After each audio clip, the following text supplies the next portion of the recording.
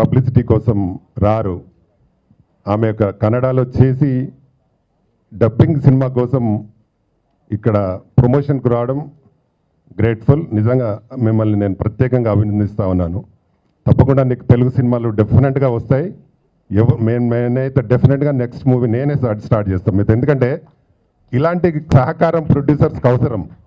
మీలాంటి హీరోయిన్స్ ఇండస్ట్రీలో ఉండాలి. మీలాంటి వారికి ప్రొడ్యూసర్స్ కూడా డైరెక్టర్స్ కూడా సపోర్ట్ చేయాలి.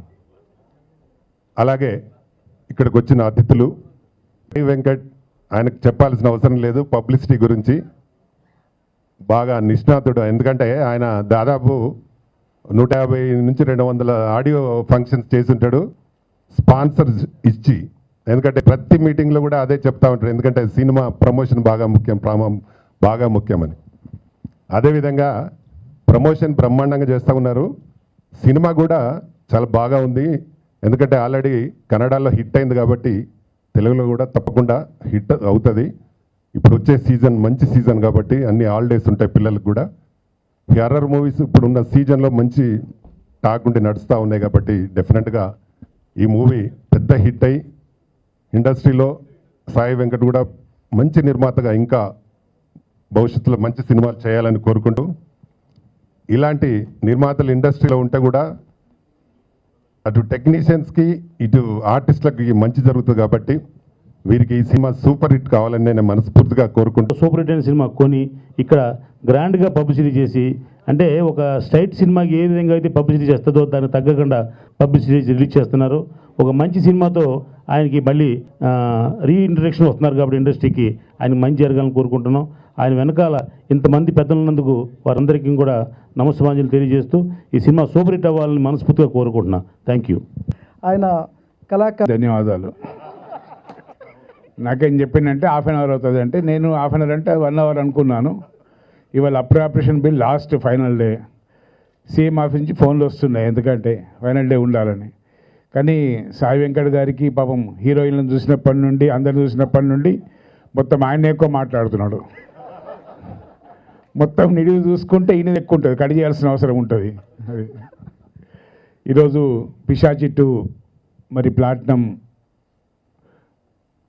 ప్రోగ్రామ్ సందర్భంగా ఈ కార్యక్రమానికి తానే అన్నిటిగా ఉంటూ మరి అధ్యక్షత వహించిన గౌరవనీయుల మిత్రులు, మరి అందరికీ తన వంతు రీతిగా న్యాయం చేసి ఒక మంచి పేరు తెచ్చుకొని క్రమక్రమంగా ఈ స్థాయికి వచ్చిన మిత్రులు సాయి వెంకట్ గారికి, అదేవిధంగా సిటీ దృష్టికి తీసుకువస్తూ మరి ఇప్పుడు కూడా తీసుకొచ్చిన సమస్యలు చెప్పిన మిత్రులు రామకృష్ణ గౌడ్ గారికి, అదేవిధంగా ఈరోజు ఈ కార్యక్రమంలో మాతో పాల్పంచుకున్న పెద్దలు, అదేవిధంగా సాయి వెంకట్ గారు నెక్స్ట్ సినిమా తీస్తా అని చెప్పి తీసుకువచ్చిన కనిష్క గారికి, మరి ఈరోజు వేదిక ఉన్న పెద్దలకు, మరి యాంకర్స్కు, మరి బల్లెం అందరికీ పేరు పేరున చాలామంది మిత్రులు వచ్చిన మీ అందరికి కూడా, మరి మన పూరి జగన్నాథ్ పుణ్యం అని చెప్పి లేటుగా వచ్చిన మా మీడియా ప్రతినిధులకు, ఫోటోగ్రాఫర్ ప్రతినిధులకు అందరికీ కూడా పేరు పేరు నమస్కారాలు తెలియజేస్తూ, ఈరోజు మరొక మంచి కార్యక్రమం పిశాచి 2 ఈ ప్లాటినం ప్రోగ్రాం సందర్భంగా మరి సాయి వెంకట్ గారు 3-4 విషయాలు చెప్పాడు. అంటే హీరోయిన్ గురించి 4 సంవత్సరాల పరిచయం ఉన్నప్పటికీ కూడా ఈ సినిమాలో ఆమె హీరోయిన్ అని తెలియదని ఒకటి. తర్వాత రెండోది సరిగ్గా ఇందాక జయంత్ అని పేరు ఉదయ్ గారు ఈ సినిమాలో హీరోగా పిశాచి రూపంలో నటించి మరి చనిపోయిన తర్వాతనే మాకు వారి కుటుంబం గురించి, ఆయన గురించి తెలిసిన విషయం గురించి, అంటే ఈ విధంగా 4 సంవత్సరాల నుండి పరిచయం ఉన్నా కూడా, అదేవిధంగా ఉదయ్ మన నాగేశ్వరరావు చనిపోయినప్పటికి కూడా ఈరోజు మరి ఆయనే అన్న విధంగా తెలియకపోవడము, మరి నిజంగా పిశాచి 2 నాకేం భయం అంటే సాయి వెంకట్ను ఆహ్వానించవద్దని చెప్పేసి ఈ సందర్భంగా మనం చేస్తున్నాం.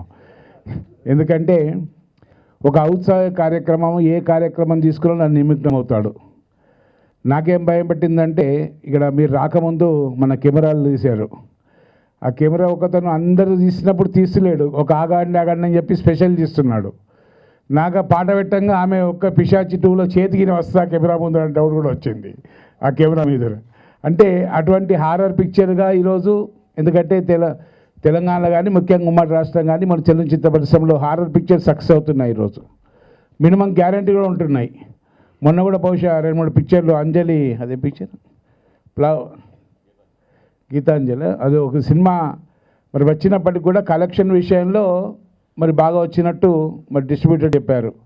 ఏదేమన్నప్పటికీ కూడా మిత్రులు సాయి వెంకట్ గారు మరి అంచెలంచెలుగా కృష్ణుడు నా దుర్భిక్షం అన్న విధంగా ఈరోజు పైకి వచ్చిన వ్యక్తి కనుక మరి తనకంటూ ఏం మిగిల్చుకోకుండా సమాజంలో ప్రతి ఒక్కరికి కూడా సేవ చేయాలన్న తలంపున్న మంచి మనిషి కనుక మరి ఈరోజు సెలవులు డిక్లేర్ చేశారు.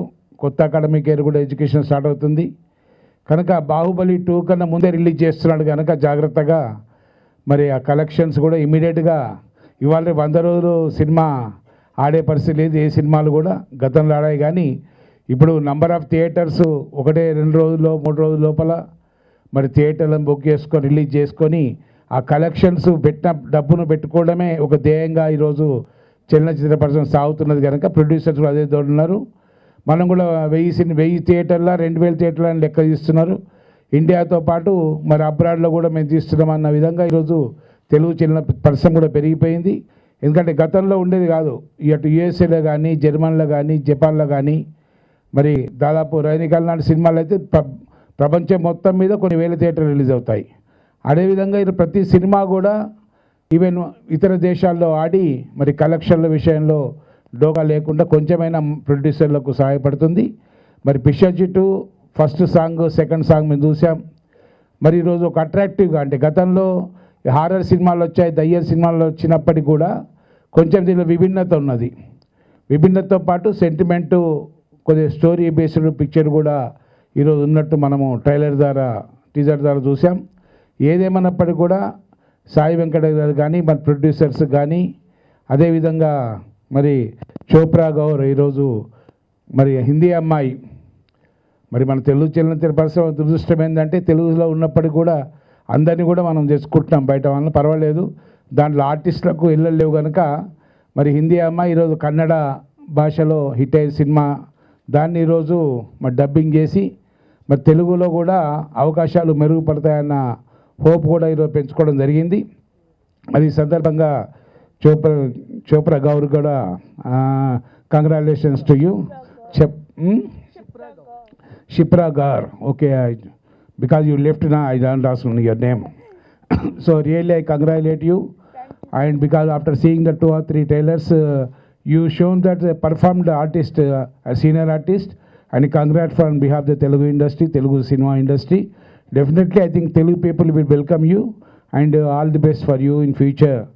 దీంతో పాటు మా అన్నకు కూడా మంచి పైసలు రావాలి, డబ్బులు రావాలి, ఎందుకంటే మాకు కూడా 2 సంవత్సరాలతో ఎలక్షన్స్ వస్తున్నాయి. మరి సాయి వెంకటి వాళ్ళకి డబ్బులు వస్తే డిమానిటేషన్ పుణ్యం అని చెప్పి ఇందాక చెప్పాడు మిత్రులు. మన ల్యాండ్ ఇప్పుడు బినామీ పేర్ల మీద నరేంద్ర మోడీ గారు నెక్స్ట్ ఏం చేస్తాడంటే ఈ జిఎస్టీ పెట్టేసి వల్ల నెక్స్ట్ ల్యాండ్ల మీద పడతాడు. ఇది బినామీ ట్రాన్సాక్షన్స్ పెడితే సోర్స్ ఎక్కడి నుంచి వచ్చిందని చెప్పేసి అందరిని కూడా నోటీసులు వస్తాయి వాళ్ళకు కూడా, పెద్ద పెద్ద ల్యాండ్స్ ఉన్న వాళ్ళకు. కనుక ఎందుకైనా దాన్ని నయమని చెప్పేసి ఆ రియల్ ఎస్టేట్ పక్కకు పెట్టి డబ్బింగ్ సినిమా తీసుకున్నాడు ఈరోజు. ఇంకా డబ్బింగ్ సినిమా మీద నరేంద్ర మోడీ ప్రభావం పడలే ఇంకా అని తెలియదు ఈరోజు. కనుక అటువంటి దాంట్లో కూడా సక్సెస్ కావాలని చెప్పేసి సాయి వెంకట్ గారిని కోరుతూ, తప్పకుండా మంచి హృదయం ఉన్న మనిషి కనుక జోవెల్గా ఉంటాడు, ఏదున్నా కూడా నిర్మాణంగా మాట్లాడతాడు. అదేవిధంగా రామకృష్ణ గౌడ్ గారు కూడా ఈరోజు చాలా సమస్యలు చెప్పాడు. ముఖ్యంగా తెలంగాణ కొత్త రాష్ట్రం, మరి కొత్త రాష్ట్రంలో భారతదేశంలో మంచి అడ్మినిస్ట్రేటర్గా కేసీఆర్కి 3 సంవత్సరాల మంచి పేరు వచ్చింది. తెలంగాణలో దాదాపు 80% మంది బీసీ, ఎస్సీ, ఎస్టీ, మైనార్టీ వాళ్ళు ఉంటారు కనుక వాళ్ళ సంక్షేమం కొరకు ఈరోజు భారతదేశంలో ఏ రాష్ట్రం చేయని విధంగా దాదాపు 28 లక్షల కోట్ల రూపాయలు ఈరోజు ఖర్చు పెట్టి మరి పెన్షన్లు ఇవ్వడం జరుగుతున్నది. అదేవిధంగా ఇన్నోవేటివ్గా అన్ని కార్యక్రమాలు చేయాలని చెప్పేసి హైదరాబాదు మరి ప్రపంచ స్థాయిలోనే 5వ విశ్వనగరంగా పేరు తెచ్చుకున్న నగరం కనుక ఇక్కడ ఒక ఫార్మసిటీ ఉండాలి. ఎందుకంటే విదేశాలకు ఎక్కడ ఎక్స్పోర్ట్ అయినా కూడా సత్యము డ్రగ్స్ కానివ్వండి, బయలర్ కానివ్వండి, రెడ్డిస్ ల్యాబొరేటరీ కానివ్వండి, మరి ప్రపంచంలో ఎక్కడ పోయినా కూడా మన భారతదేశంలో తయారు చేసే మెడిసిన్లకే ఈరోజు ఇక్కడ కంపెనీల నుండే మరి ఎక్స్పోర్ట్ అవుతున్నాయి. అదేవిధంగా అగ్రికల్చర్లో కూడా సీడ్ తీసుకుంటే హైదరాబాద్ సీడ్ బౌల్ చేయాలని చెప్పేసి ఇటు నాగార్జున సీడ్స్ కానివ్వండి, దాదాపు 150 కంపెనీలు ఈరోజు హైదరాబాద్ లోపల ఉన్న వాతావరణానికి ఇక్రిసాట్ లాంటి వాతావరణానికి అనుగుణంగా ఈరోజు ఇక్కడ ఎరువులు కానీ విత్తనాలు కానీ ఇక్కడనే తయారవుతున్న కంపెనీలు ఉన్నాయి. అదేవిధంగా చలనచిత్ర పరిశ్రమ కూడా సబ్సిడీలు, అదేవిధంగా ఇప్పటికే ఒక షో ఇవ్వాలి మల్టీప్లెక్స్ థియేటర్లో అని చెప్పిన జీవోను సక్రమ మార్గంలో ఇంప్లిమెంట్ చేయటము, మరి డీటెయిల్ పద్ధతిలో ఇతర రాష్ట్రాల్లో మరి దాదాపు 3,000 5,000 ఉంటే ఇక్కడ మన 15,000 20,000 రూపాయలు చేయటం వల్ల మన చిన్న నిర్మాతలు ఇబ్బందులు ఎదుర్కోవటము, ఇటువంటి సమస్యలన్నీ కూడా నేను రామకృష్ణ కోరే ఏంటంటే ఆయన ఒక పోరాట యోధుడు. ఎందుకంటే ఉమ్మడి రాష్ట్రంలో కూడా మాకు తెలుసు, చాలాసార్లు మాకు చెప్పేది కానీ మేమంత డెప్త్గా పోయేది కాదు. ఎందుకంటే ప్రభుత్వం మరి ఉమ్మడి రాష్ట్ర ప్రభుత్వము చలనచిత్ర పరిశ్రమ ఎప్పుడో సరిగ్గా ఎన్టీ రామారావు గారు, నాగేశ్వరరావు గారు, డి రామ లాంటి వాళ్ళు ఇక్కడ వచ్చి చలనచిత్ర పరిశ్రమ బీజం వేశారు. కనుక అప్పటి ప్రభుత్వాలు వాళ్లకు 100 కొద్ది ల్యాండ్స్ ఇచ్చాయి, డెవలప్ అయ్యాయి. ఈరోజు రామకృష్ణ ఆర్టిస్ట్ స్టూడియో కానివ్వండి, సురేష్ స్టూడియో కానివ్వండి, అక్కినే అన్నపూర్ణ స్టూడియో కానివ్వండి, ఈరోజు మరి ప్రసాద్ మీ థియేటర్ మనం కానీ ఇవన్నీ కూడా ఉమ్మడి రాష్ట్రంలో చలనచిత్ర పరిశ్రమ హైదరాబాద్లో డెవలప్ కావాలని మద్రాసు నుంచి రావాలనే ఉద్దేశంతో తీసుకున్న చర్యలే.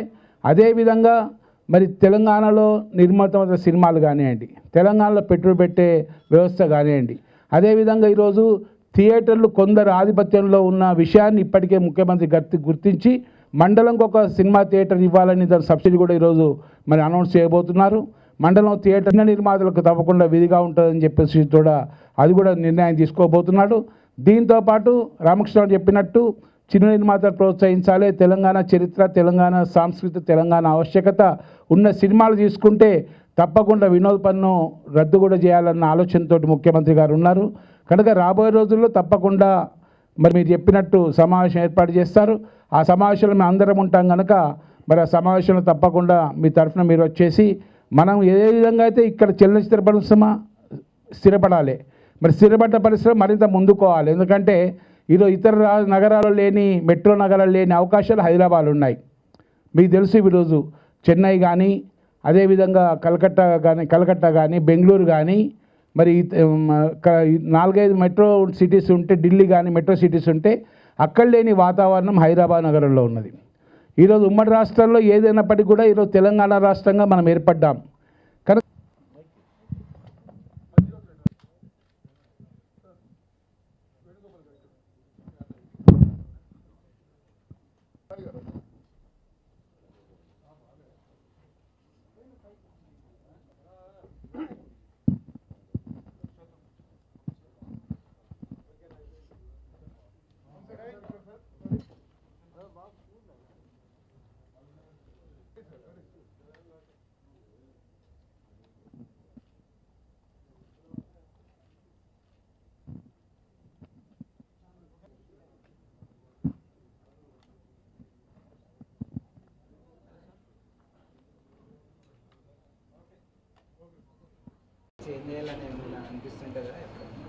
అది అవన్నీ చేంజ్ చేస్తే నాకు ఎవడో సినిమా ఎవడు నాకు ఇచ్చేదే దానివల్ల.